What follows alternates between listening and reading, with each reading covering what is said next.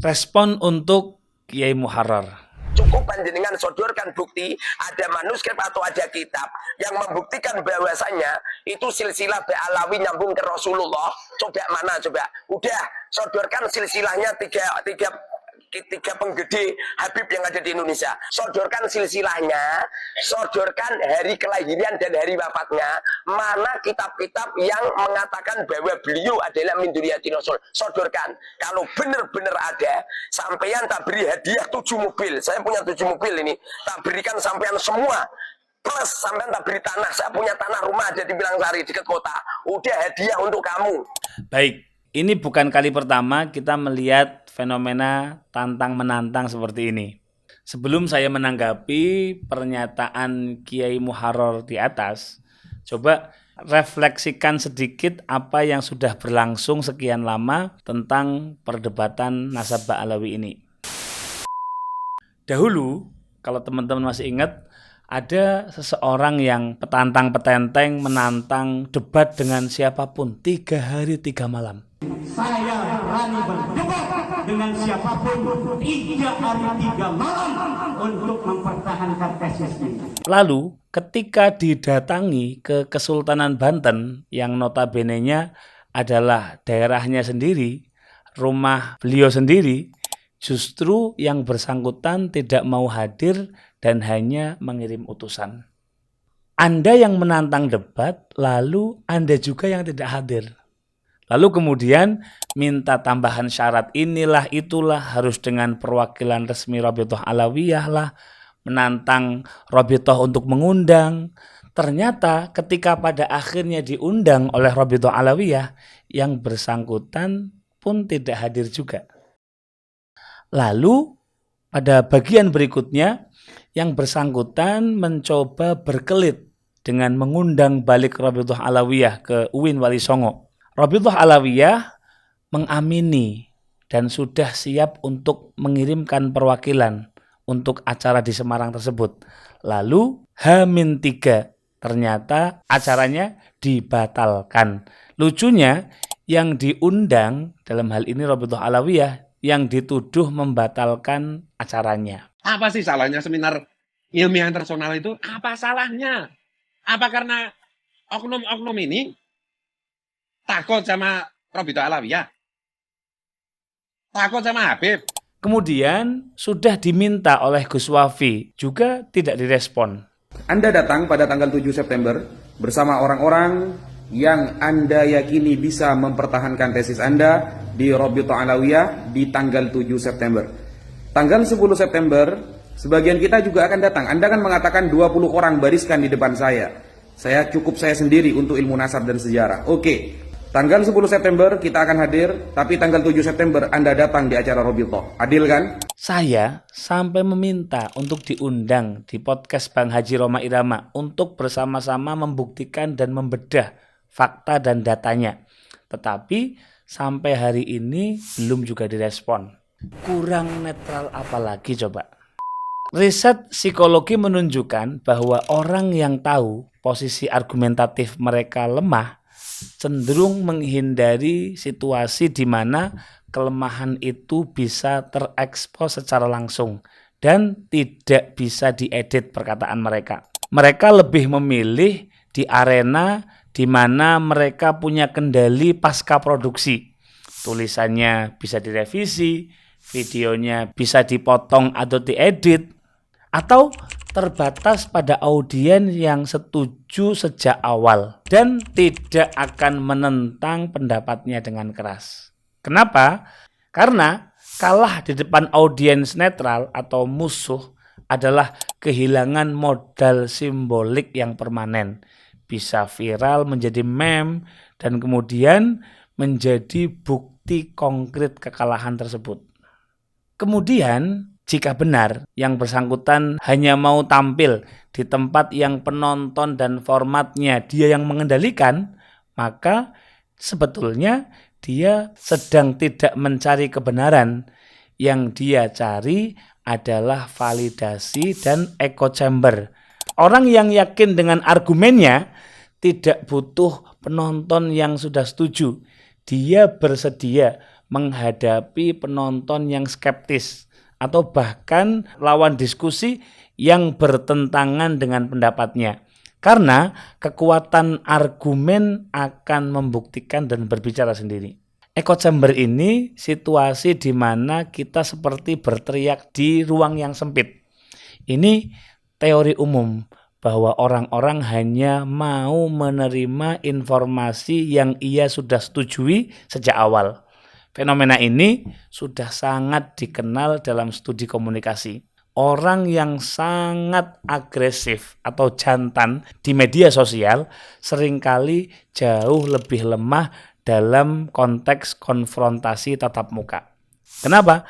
Karena media sosial memberi waktu untuk menyusun balasan, memilih kata-kata yang paling menyakitkan, dan menghindari interupsi langsung dari lawan diskusi yang cerdas.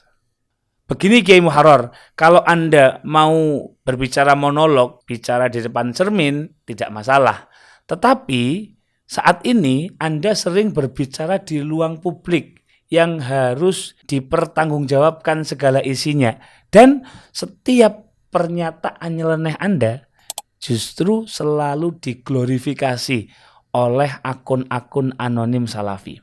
Nah, setelah Kiai Imad, sekarang ada sosok yang bernama Kiai Muharrar. Beliau menantang dengan taruhan 7 mobil. Loh, yang ngumpet selama ini siapa? Kenapa harus bicara via online terus? Dan menolak untuk berdiskusi atau bahsul masail secara langsung. Saudara Imad juga pernah menantang di laman pribadinya. Beliau menantang kalau ada bukti bahwa jika benar dalam kitab Ar-Raudul Jali karya Sayyid Murtadha Az-Zabidi ada pernyataan bahwa Al-Ubaidili, seorang ahli nasab yang wafat di tahun 435 Hijriah, menyebut nasab Alawi sebagai anak Ahmad, maka saya akan taslim, akui mereka sebagai keturunan Nabi. Akhirnya terbukti bahwa dalam manuskrip kitab Ar-Raudul Jali tertulis Qalal Ubaidili. Lalu ketika terbukti bahwa dalam manuskrip Ar-Raudul Jali tertulis pernyataan Al-Imam Al-Ubaidili tersebut, apa kemudian saudara Imad benar-benar taslim sebagaimana janjinya? Ternyata tidak. Beliau justru mengedit kemudian menghapus di mana dia pernah menantang pembuktian dan siap taslim. Nah, perilaku mengedit tulisan lama sebelumnya yang mengatakan akan taslim adalah perilaku yang sangat memalukan dalam ruang diskusi ilmiah. Itu pun jika yang bersangkutan masih memiliki rasa malu. Ada juga pernyataan saudara Imad yang bertaruh bahwa tidak ada kalangan Ba'alawi yang mati di medan perang untuk memperjuangkan bangsa dan negara. Kagak ada satupun keluarga mereka masuk dalam syuhada Indonesia. Coba. Tapi urut dari Ubaidillah sampai namamu, ada tidak yang mati di medan perang? Saya berani untuk bertaruh, tidak ada di antara nama itu sampai mereka yang mati di medan perang. Lalu ketika terbukti pernyataannya salah, termasuk salah satu pahlawan lengkong yang gugur adalah keluarga Alawiyin bernama Sayyid Muhammad Al-Haddad. apa ada konsekuensi dari pertaruhan itu?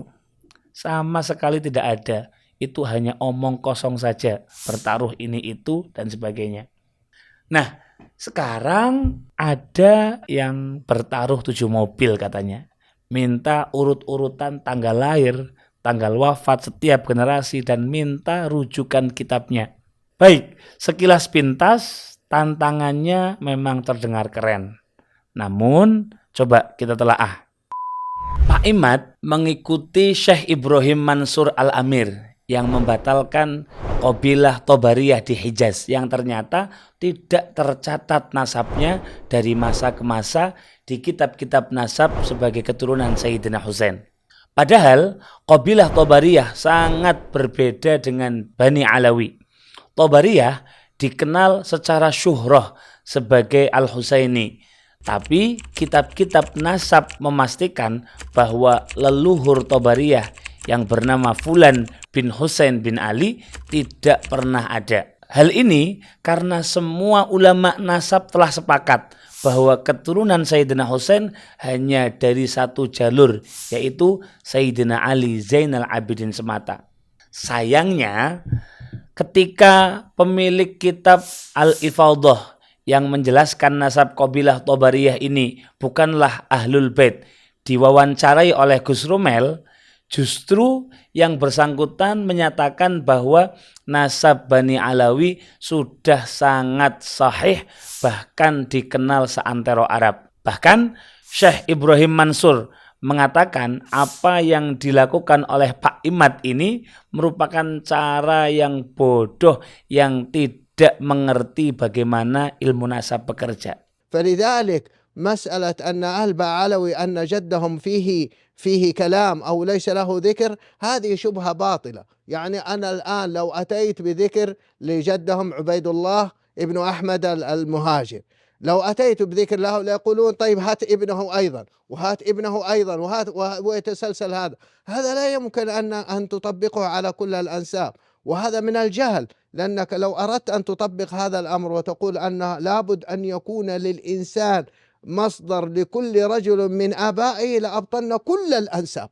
كل الأنساب تبطل بهذا الجهل المركب. ولذلك القائل بأن جد البعلوي ليس له ذكر وعلى ذلك يبطل النسب فكلامه يدل على جهله بأصول وقواعد هذه العلم. Masa kita mau ikut bodoh juga? Mohon dicatat baik-baik. Ini bukan kata Ajir Ubaidillah. Ini adalah kata Syekh Ibrahim bin Mansur yang notabene-nya merupakan ahli nasab Saudi Arabia. Dan dirujuk sendiri oleh saudara Pak Imad. Bahkan beliau mengatakan perilaku saudara Imad ini adalah jahlul murakkab atau kebodohan kuadrat. Dan beliau mengatakan bahwa hal ini berkonsekuensi membatalkan semua nasab di dunia. Bukan hanya bahas nasab keturunan Nabi atau bahas nasab Ba'alawi saja. Tetapi semua nasab bisa terbatalkan oleh metode yang penuh dengan kebodohan ini. لأنك لو أردت أن تطبق هذا الأمر وتقول أن لابد أن يكون للإنسان مصدر لكل رجل من آبائه لأبطلنا كل الأنساب. كل الأنساب تبطل بهذا الجهل المركب. Masa kita mau ikut-ikutan bodoh? Respon sederhana kami bagi Kiai Muharrar adalah dari pernyataan Anda yang Anda ini meminta data tanggal lahir, tanggal wafat, dan kitab ahli nasab untuk setiap nama. Maka pertanyaannya kita balik. Apakah ada satu nasab saja di dunia ini yang memenuhi kriteria yang Anda sebut tadi? Jika ada, bahagia sekali apabila Anda berkenan mencantumkan serta menjelaskannya dengan seksama. Berikut data dan referensinya. Kami rasa dengan metode serampangan ini Anda bisa membatalkan seluruh nasab manusia, termasuk nasab Wali Songo, nasab Zuriyah Nabi dari jalur Al-Hasani, jalur Al-Husaini, bahkan nasab-nasab dari berbagai bangsa. Saya teringat perilaku saudara kita Pak Gembul ketika diundang datang ke Rabithah Alawiyah beberapa waktu lalu. Beliau menetapkan kaidah penetapan nasab baru versi beliau sendiri, yakni selama 1500 tahun generasi yang berpindah itu seharusnya adalah 78 kali atau minimal banget 58 kali. Itu kalau semuanya nikah tua semuanya atau punya anak tua semuanya. Setelah dibuka fakta-faktanya, dihadirkan orang-orang yang memang memiliki nasab tersebut, ternyata terbentur dengan fakta nasab seluruh jalur keturunan sedunia. Raja Jordan itu keturunan ke 41. Ya, Raja Jordan 41. Kalau dia diragukan, itu DNA D1 diragukan semua. Karena dia sampel utama. Ada lagi yang diakui sama kubunya Kiai Imad juga, nasab Syekh Jamil Halim Al-Husaini. Ini beliau bukan dari Ba'alawi. Beliau di 40. Saya pakai catatan saya dari Maktab Demi, saya ke-42. Nasab Raja Maroko diakui juga sama banyak pihak, seluruh pihak, keturunan ke-40. Al-Ahdal Al-Mahdali 43, 44. Ada yang 38, 37 malah, lebih mengerikan lagi dari Habib Rizik ini. Khalil Al-Musawi di tahun 1935 tercatat urutan ke-35 dia. Kalau ditambah 45 generasi ke sekarang, berarti generasi sekarangnya 39 atau 40. Masih mengerikan nih secara statistik. Arifai, Al-Balkhi. Jadi yang dibatalkan banyak sekali. Bahkan tidak mampu menyebutkan contoh dari teori statistiknya sendiri. Mungkin Pak Guru punya contoh, ini loh keturunan raja ini hidup di ini, ternyata setelah dihitung 76, satu saja saya punya contoh. Gak ada. Karena menggunakan nasab yang sama. Statistiknya yang salah berarti. Bukan statistiknya yang Kalau gak ada salah. contohnya sama sekali kan mutiar berarti. Bahkan teorinya dibantah oleh hasil penelitian ilmiah yang menyebutkan pergantian generasi setiap 30 tahun. Bahwa statistik itu adalah umur 25 sampai 30 tahun. Jadi seminim-minimnya berarti ya udah 66, tetap jaraknya terlalu jauh gitu. Dari kita sekarang 1444 Hijriah, hitung dari Hijriah lah, dari hijrah ya. Iya. Ke sekarang itu kita bagi dengan data dari jurnal tadi 30,7 ya, saya genapkan 31. 1444 dibagi 31 hasilnya 46. Jauh sekali ke 66 atau ke 78 gitu. Lalu kami mau tanya sekarang, 66 itu gimana ngitungnya? Nah, apa yang dilakukan oleh Kiai Muharrar itu persis dengan apa yang kita sebutkan di atas, yaitu membenturkan diri dengan fakta dan membatalkan nasab seluruh keluarga di dunia dengan standar yang ia buat sendiri. Saran kami, kalau Anda belum mampu membatalkan nasab Al-Ba'alawi dengan standar ilmu nasab yang disepakati para ulama, maka janganlah kaidah ilmu itu kemudian Anda ubah-ubah dan tambah-tambahkan sesuka Anda. Oke, kami tunggu Pak Kiai Muharrar menyebutkan satu manusia atau satu nasab saja yang memenuhi kriteria sesuai dengan tantangan yang Anda sebutkan. Mohon maaf, saya tidak akan bertaruh apapun dengan Anda, karena ulama-ulama kami tidak mengajarkan taruhan harta seperti yang Anda lakukan. Semoga Allah Subhanahu wa Ta'ala menghilangkan kebencian di hati kita dan Allah menganugerahkan kita untuk bisa jujur dengan referensi yang telah disusun oleh para ulama yang expert di bidang nasab ini, sehingga kita bisa lebih objektif dalam menyikapi segala sesuatu. Assalamualaikum warahmatullahi wabarakatuh.